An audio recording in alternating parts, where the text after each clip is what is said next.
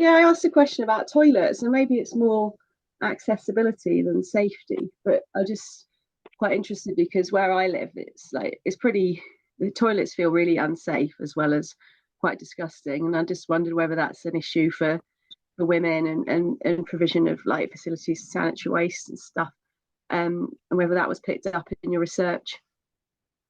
It was.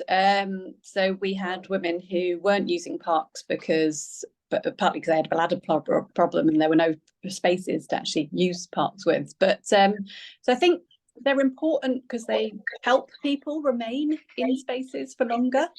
Obviously, we can only go to a park for a certain amount of time without having to use the lavatories. So there's about that kind of, if you want spaces to be busy and activated for longer periods, that they help with that. They're also, toilets are a particular signal for women, I think, that they belong in a space, that they're welcome in a park when there's good provision there for them to use. So it came up quite a lot from women, but also just in wider evidence around this. It's a really tricky thing because obviously, whether toilets are part of cafe facilities, where there is facilities in a park, then there's that. So some parks we worked with, they have kind of toilets where they kind of lock and unlock, or part of cafes.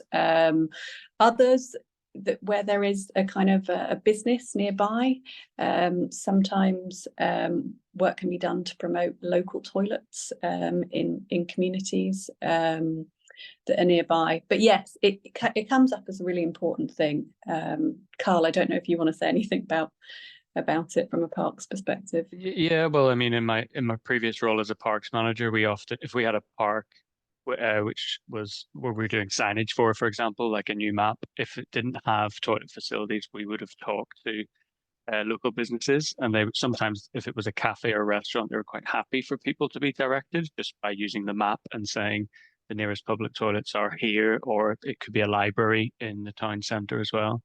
And I guess, the presence of toilets is important, but also the design.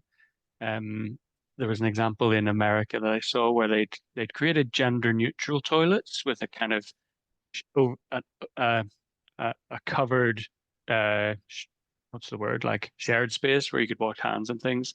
And the feedback was that certain women and girls didn't feel comfortable in those spaces, and all they had to do was actually kind of blow off the doors, and it became this open building with individual cubicles. So I think more research is going to come out on this, especially in public spaces rather than in buildings, but the design is equally important as well.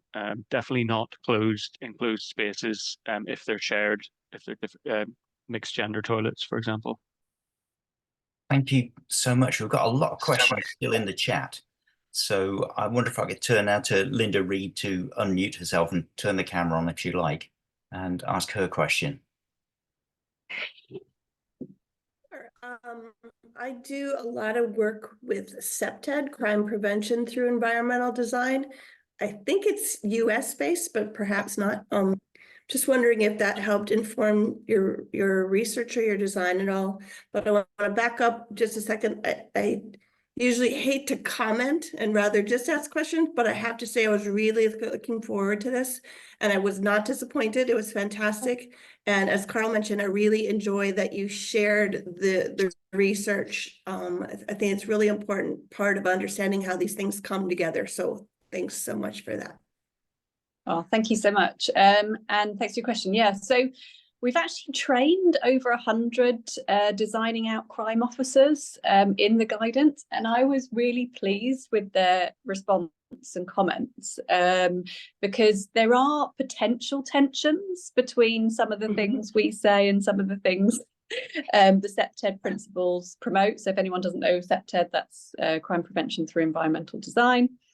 There are some similarities. So activation and activity is essential CPTED principle. And image is a central CPTED principle. So I think some of the things kind of come together quite well there.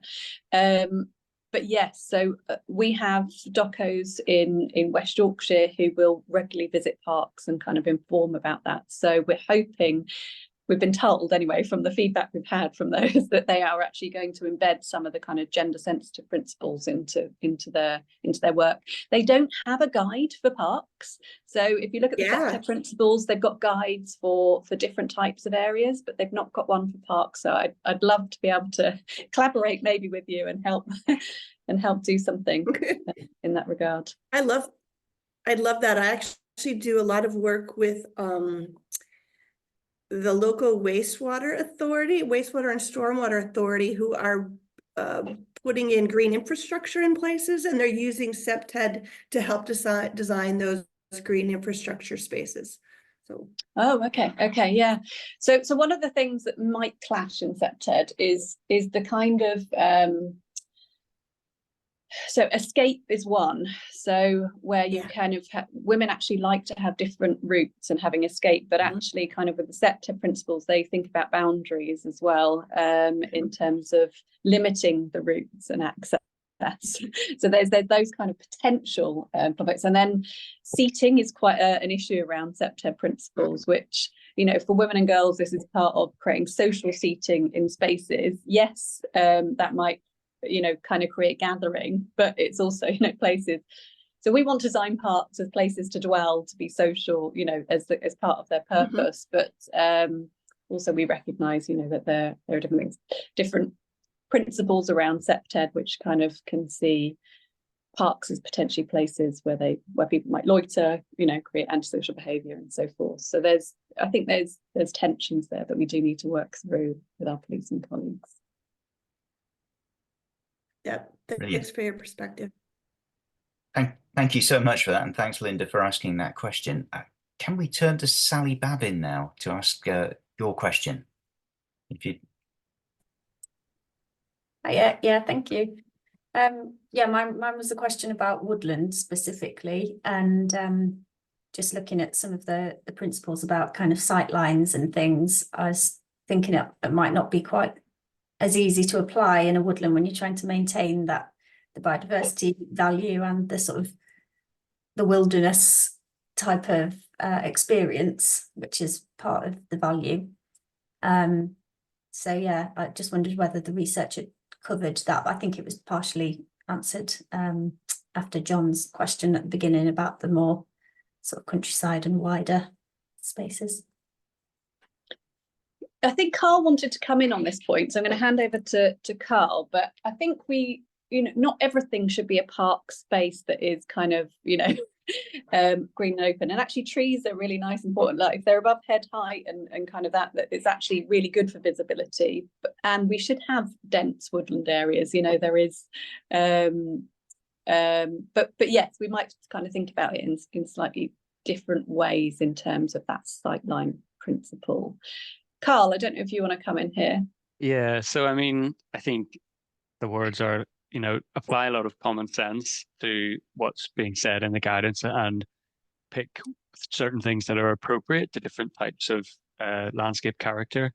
So, you know, yes, having sightlines under trees is great in a more formal area of a park or a more formal park, but in woodland, you obviously want several layers to the woodland habitat, which goes against the principle of clear visibility. A good example would be one of the parks I used to manage in Wallsend in the northeast of England, where we had kind of distinct compartments to the park. So there was a core area with recreational facilities, the cafe, the park lodge, and then we had almost 50% again of that park was purely woodland with a small lake in it. So when the park was funded for redevelopment through Heritage Lottery funding, we only really spent on things like lighting in the core recreational area and CCTV, and then we created a single access route to one side of that woodland area, which was already a pretty big path, which could pop you out the top end of that park.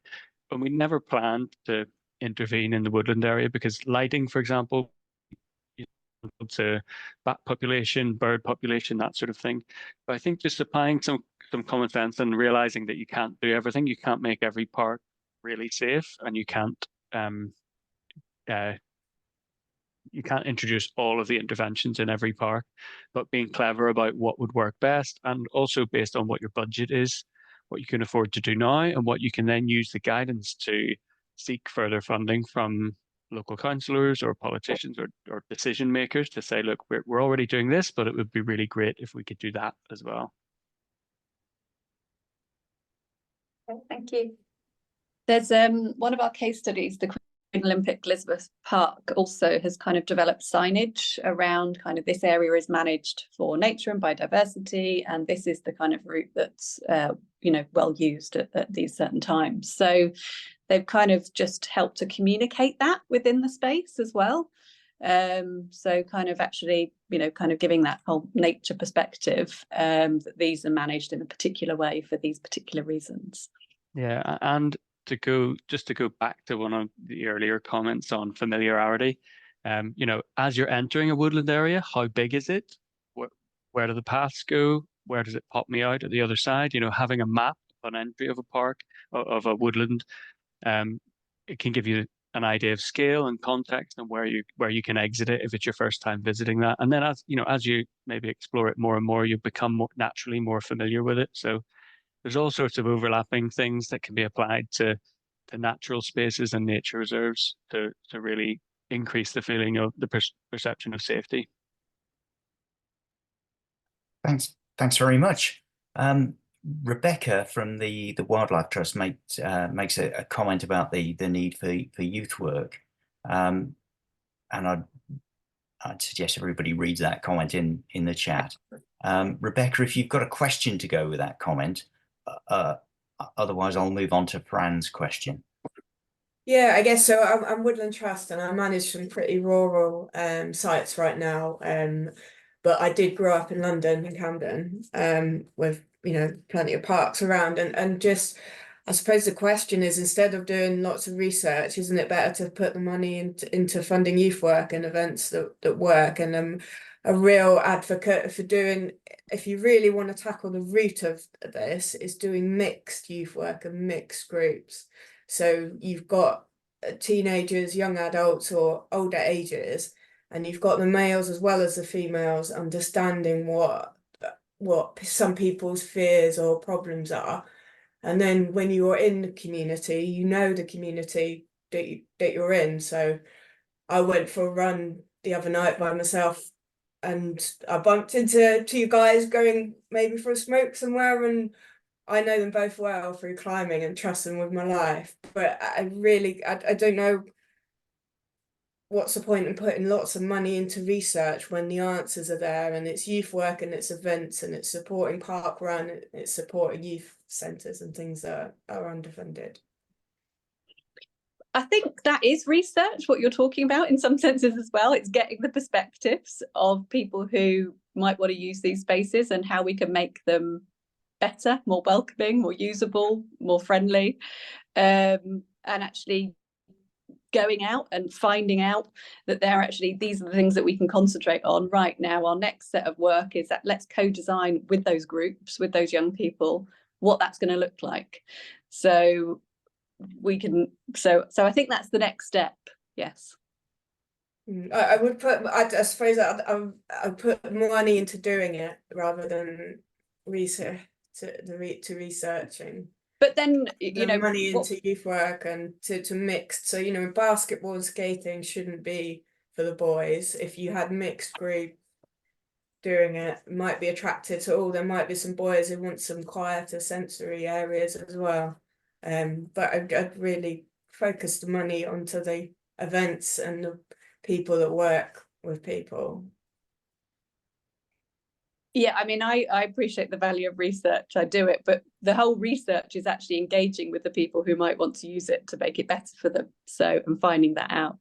So that's my perspective. Right. But yeah, I think what Rebecca's saying as well is, as well as organized activities or events for anyone, specific targeted youth work, it costs a lot of money, and so local authorities or parks departments, you know, ideally, if you can use the guidance to get the money to set up more youth engagement, then that's a really useful piece of the puzzle, which in turn can then lead to the research Anna's talking about with those groups once they're established.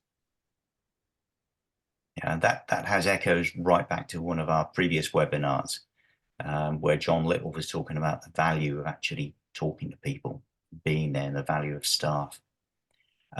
We're running out of time, so I'm going to hop quickly on to Fran, who had a question about parks being overlooked by residential areas. Fran, would you like to unmute yourself and ask your question? I'd love to turn my video on, but it keeps telling me it's being used by another application, so I don't know why. So I'll just be a blank screen. But yeah, so thinking about it was the Jane Jacobs kind of principle that you've Jane Jacobs stuff that you've used to develop the eyes on the park principle, and then obviously there was the freeze on example, which was lovely, and it had loads of windows behind it. So, and I guess this is a question really more for development where the provision of green space is part of a development, so they might create a small park. But often on a lot of your pictures, there were roads going all the way around your parks. There were very few pictures where the houses were on, the park side of the road. So is the guidance sort of pro-residential development on the fringe of parks, which kind of overlooks, it's the active frontage stuff, communicates to the park and provides that visual surveillance, because you can create as many opportunities for people to get in there, but if there's that visual surveillance already there on site, and does it make reference to how you plan a new park as well as the improvements to existing parks? And that latter bit came out really clearly from what you were saying. So yeah, just a thought in terms of planning. So for quick wins, when we think of planning policy and as planning policies developed in both, well, I suppose this is relevant to England and Wales, how do we make sure that when we're developing new parks, what we're saying is actually having the right kind of development next to our green spaces, so that we can have the right kind of visual surveillance to encourage people to access those spaces? A bit of waffle there. So that's pretty much it. No, yeah. Well, I think visibility principle, whether it's designing a new park or current park, I think we can't obviously change the location of many parks. They are kind of where they are, I suppose. But in some of our research, girls actually felt that it was the access routes, whether it was the alleyway or ginnel, that was kind of leading to the park, that actually was preventing them from actually accessing the space itself, but they might actually have felt safe in. So thinking about the kind of routes to and in parks was quite important. There's a nice project in Bradford that's looked at safer snickets and looked at how we can kind of make the ordinary walking routes to our green spaces feel safer and easier to use. So in terms of access, we can't change where parks are, and we can only kind of work with the kind of landscape that we're in. In terms of a new development, that obviously presents a lot more kind of openings for how we kind of consider and embed the principles, and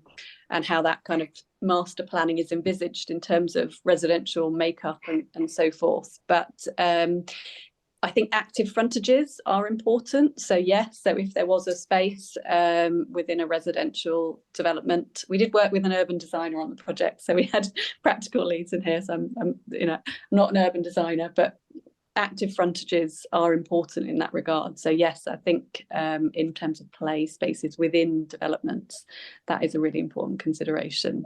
Carl, I don't know if you want to come in there. Yeah, just that, there are a lot of parks already in situ, which you can do things in terms of opening up visibility from existing overlooking properties to a certain extent. That's difficult sometimes, because sometimes the properties themselves prefer having the privacy or the buffer from the park for noise reasons or whatever, if it's a children's play park, from a recent example. But we're hoping that this guidance goes above the parks and green space and landscape architecture sector and up to town planning, urban planning, citywide strategies, because by the time it gets to designing the details of the landscape, sometimes roads and streets and buildings around that, they're already planned. So hopefully more town planners, urban planners are reaching this guidance and then thinking about the topic you just mentioned and how that can help with creating a feeling of safety in parks. Okay, cool, thanks. Cheers. We've got literally a minute left, and Chris Harris has asked a question about issues with dogs, dog waste and dogs off the lead. Have those issues come up, and how have you dealt with them? Carl, do you want to give the key? I don't think they came up Yeah. particularly in the research, and we didn't address them particularly in the guidance. So I'm not sure how to comment on that other from my general perspective of park management, which is it's a regular issue around public parks across the UK and the world, to be honest. In terms of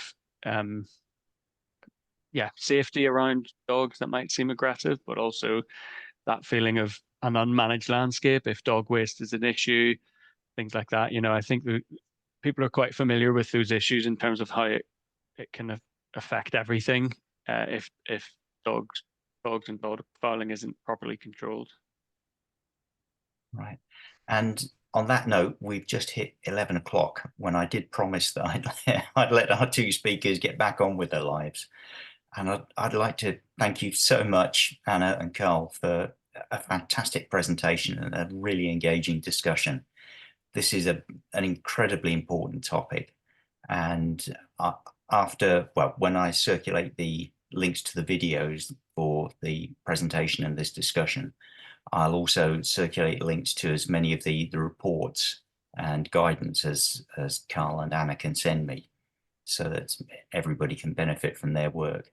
And I hope as a result of this and all Carl and Anna's hard work, that we can see our green spaces becoming much more equal and inclusive in the years to come. So thanks once again, Carl and Anna, and I wish you every success with your ongoing work, and look forward to seeing everybody else at our next webinar.